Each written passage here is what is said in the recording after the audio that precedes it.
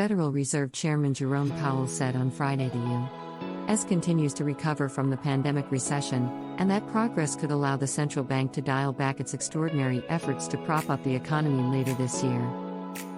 Powell cautioned, however, that the recovery remains uneven and unpredictable, and said the Fed will continue to monitor incoming data and adjust its policies as needed. The Fed chairman addressed an annual economic conference that's usually held in Jackson Hole, Wyoming. A spike in coronavirus cases forced organizers to move the meeting online a week ago, highlighting the uncertainty that forecasters have had to reckon with throughout the pandemic. Labor market conditions are improving but turbulent, Powell said. And the pandemic continues to threaten not only health and life but also economic activity. Powell's speech comes as he and other policymakers are trying to decide when the Fed should start to phase out its aggressive bond buying program. The central bank has been buying at least $120 billion worth of Treasury and mortgage-backed securities every month in an effort to prop up the economy by keeping borrowing costs low.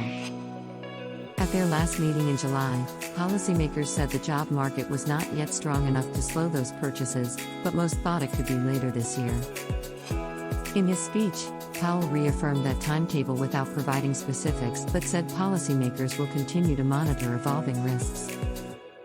Investors seem to welcome the Fed chairman's cautious approach. Stock indexes rose during the speech, with the Dow Jones Industrial Average up more than 200 points mid-morning.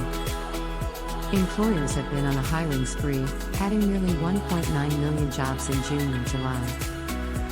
But the U.S. has yet to replace about 25% of the jobs lost in the early months of the pandemic.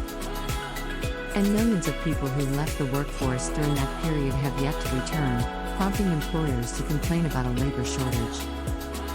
Many forecasters hope to see a jump in job applicants this fall as children go back to school and supplemental unemployment benefits run out across the country. But the surge in coronavirus infections tied to the Delta variant has put that optimistic outlook in doubt. While the Delta variant presents a near-term risk, the prospects are good for continued progress toward maximum employment, Powell said.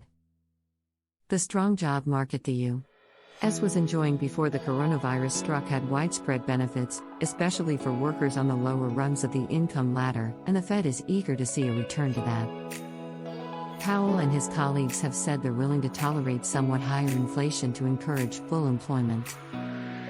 But policymakers have been surprised at how much prices have jumped in recent months. The Consumer Price Index rose 5.4% in the 12 months ending in July, matching the June inflation rate that was the highest in nearly 13 years.